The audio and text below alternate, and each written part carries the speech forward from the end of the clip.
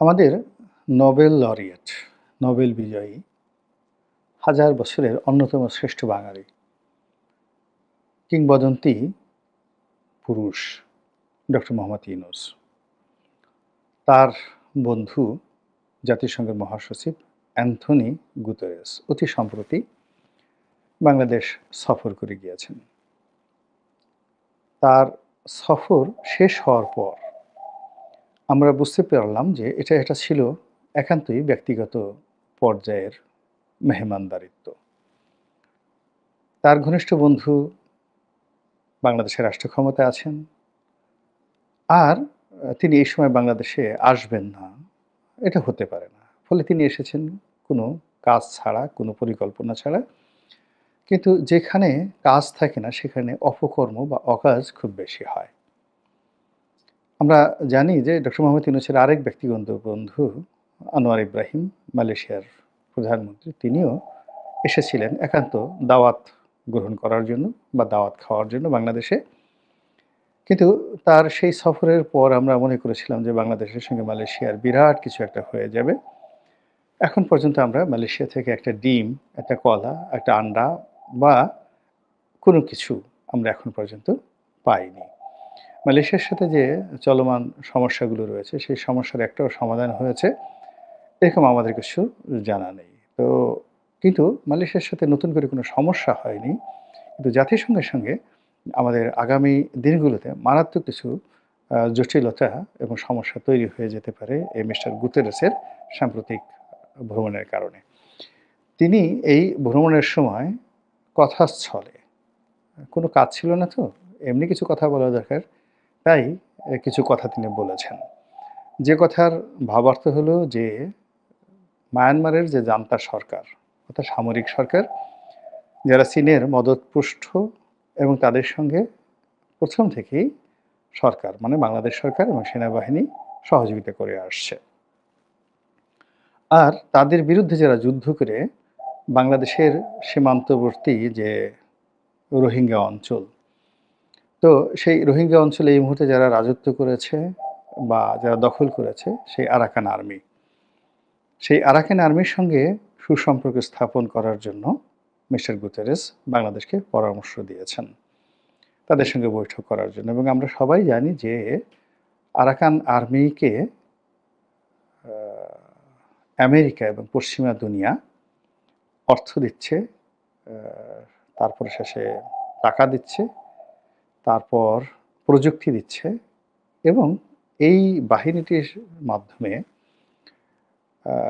মায়ানমারের যে সামরিক জান্তা তাদেরকে একটা দাঁত ভাঙা জবাব প্রথমত, আর দ্বিতীয়ত চীনকে একটি দাঁত ভাঙা জবাব দেওয়ার জন্য আমেরিকা চেষ্টা চালাচ্ছে।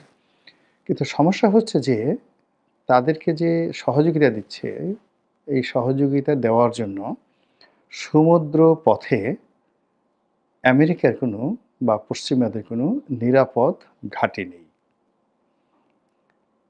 ২ নম্বর হলো যে ভারতের মাধ্যমে তারা আমেরিকা কোনো সহযোগিতা করতে পারছে না। এই কারণ হলো ভারতের সঙ্গে চীনের যতই বিরোধ থাকুক না কেন, কিন্তু সামরিক জান্তা যারা আছে, মানে মায়ানমারের সামরিক সরকার, তাদের সঙ্গে একেবারে যাকে বলা হয় হরিহরাত্মার সম্পর্ক।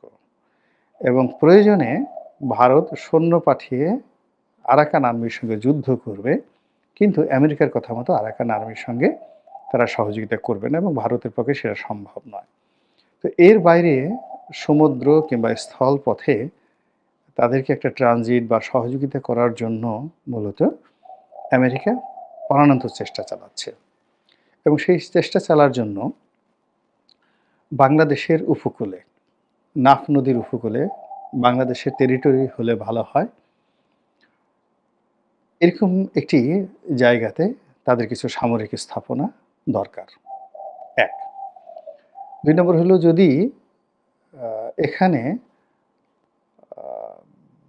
সেন্ট মার্টিন দ্বীপের মতো কোনো দ্বীপকে পাওয়া যায়, কোনো অঞ্চলকে পাওয়া যায়, কিংবা টেকনাফ, উখিয়ার মতো কোনো একটা জায়গাতে যে কোনো শিলাতে, সেটা সেই ইলন মাস্কের যে স্টারলিংক স্যাটেলাইট কানেকশন সেটার যন্ত্রপাতি স্থাপন করার উসিলায় হোক, সামান্য একটু জায়গা, সেটা ১০০-১৫০ বিঘা জায়গা যদি আমেরিকা পায়, তাহলে সেই জায়গাকে ডিপ্লোম্যাটিক জোন হিসেবে ঘোষণা করে তার মাধ্যমে আরাকান আর্মিকে তারা মনের মতো করে অর্থ সাহায্য সবকিছু করতে পারে।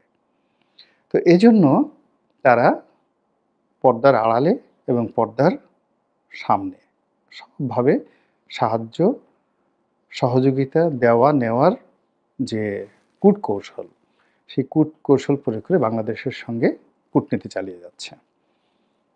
হয়তো ব্যবসায়িকভাবে, হয়তো সামরিক যাকে বলা হয় এজেন্ডা বাস্তবায়নের জন্য, এবং ইদানিং দেখবেন যে অনেক আমেরিকান জেনারেল বাংলাদেশে ঘন ঘন আসছে। আর অন্যদিকে আমাদের রেজওয়ানা, আম আমাদের মহামান্য উপদেষ্টা রেজওয়ানা, তিনি সেন্ট মার্টিন যাওয়া বন্ধই করে দিয়েছেন। তো কাজেই এখানে বিরাট একটা গ্যাপ তৈরি হয়ে গেছে। আর সেই গ্যাপের মধ্যেই মিস্টার গুতেরেস আরেকটি কথা বলেছেন। সেটি হলো আরাকান আ আর্মির কথা না বলে সেখানে বলেছেন যে আরাকানে অনেক মানবিক সহযোগিতা দরকার। ওখানে এখনো কিছু রোহিঙ্গা রয়েছে। ওখানে অন্য বৌদ্ধ জাতিগোষ্ঠী রয়েছে যারা আরাকান আর্মির দ্বারা নির্যাতিত, আ যারা বাস্তুচ্যুত। তো তাদের কাছে ত্রাণ সামগ্রী পাঠানোর জন্য একটা সেফ নিরাপদ করিডোর দরকার। তারা বাংলাদেশের কাছে এরকম একটা করিডোর জাতিসংঘ চাচ্ছে।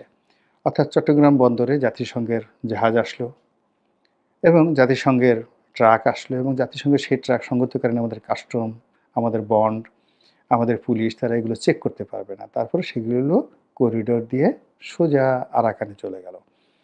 এবং আরাকানে গিয়ে সেখানে সেটিকে আরাকান আর্মির কাছে যাবে, না রোহিঙ্গাদের কাছে যাবে, নাকি অন্য পক্ষের কাছে যাবে, সেটা তো আর আমাদের এখতিয়ারে থাকবে না। তো এইরকম একটা ইঙ্গিত বা এরকম একটা প্রস্তাবনা মিস্টার গুতেরেস কোনো কাজ ছাড়াই বাংলাদেশে এসে যে বলে গেছেন, সেইটা নিয়ে এখন পশ্চিমা দুনিয়াতে কিন্তু নানা রকম হিসাব-নিকাশ শুরু হচ্ছে এবং পশ্চিমারা তারা এখন বিভিন্ন ফাঁক-ফোকর খুঁজছে যে কী করে আরাকান আর্মিদেরকে এই অঞ্চলে প্রতিষ্ঠিত করা যায়। যদি আরাকান আর্মিরা এখানে আরও শক্তিশালী হয়ে পড়ে এবং তারা যদি সেখানে একটি স্বাধীন রাষ্ট্র কায়েম করতে পারে, আপনি নিশ্চিত থাকেন যে আমাদের পুরো পার্বত্য এলাকা, আমরা যে কেবল বিপদগ্রস্ত হব তা নয়, ভারতের বিস্তীর্ণ এলাকা তারাও কিন্তু বিপদগ্রস্ত হয়ে পড়বে। এবং এই অঞ্চলে যদি আমেরিকার আধিপত্যবাদ এই আরাকান আর্মিকে দিয়ে শুরু হয়ে যায়, তাহলে আমরা চীনের টার্গেটে, সরাসরি চীনের টার্গেটে পরিণত হয়ে যাব। তো এইরকম একটি আ অবস্থা কিন্তু তৈরি হয়ে গেছে। ফলে যে রোহিঙ্গাদেরকে আমরা আশ্রয় দিয়ে মাদার অফ হিউম্যানিটির উপাধি পেয়েছিলাম, বা যে রোহিঙ্গাদেরকে আশ্রয় দিয়ে আমরা সেখানে কিছু ত্রাণ সামগ্রী বিতরণ করে অনেক আমাদের মধ্যে যারা ছিলেন, যারা জান্নাতুল ফেরদাউসের মোটামুটি টিকিট ফাইনাল করে ফেলেছিলেন, কিংবা এদেরকে আশ্রয় দিয়ে যারা নোবেল পুরস্কার, বাংলাদেশে আরেকটি নোবেল পুরস্কার প্রায় শতভাগ কনফার্ম করে ফেলেছিলেন, এই পুরো জিনিসগুলি এখন দুঃস্বপ্নে পরিণত হয়েছে।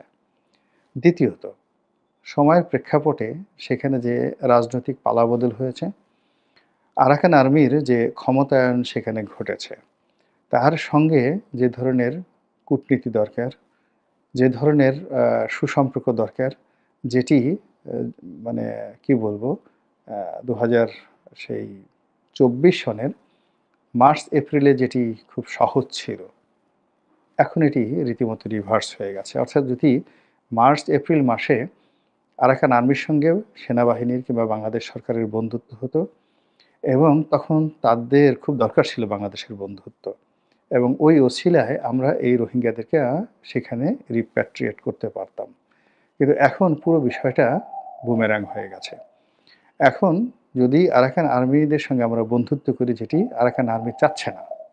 আরাকান আর্মির এখন বাংলাদেশের সঙ্গে বন্ধুত্বর পরিবর্তে বাংলাদেশের সঙ্গে তাদের যদি একটু গোলাগুলি হয়, একটু শত্রুতা হয়, মারামারি হয়, কাটাকাটি হয়, তাতে তারা অনেক লাভবান। এর কারণ হলো এই ১৫ লক্ষ রোহিঙ্গাকে তারা বাংলাদেশে যে চাপের মধ্যে রেখেছে, এটিকে আ আ এখানে রাখার ফলে তারা আন্তর্জাতিক যে আ সাহায্য সহযোগিতা বা মানুষের দৃষ্টি আকর্ষণ করতে পারছে।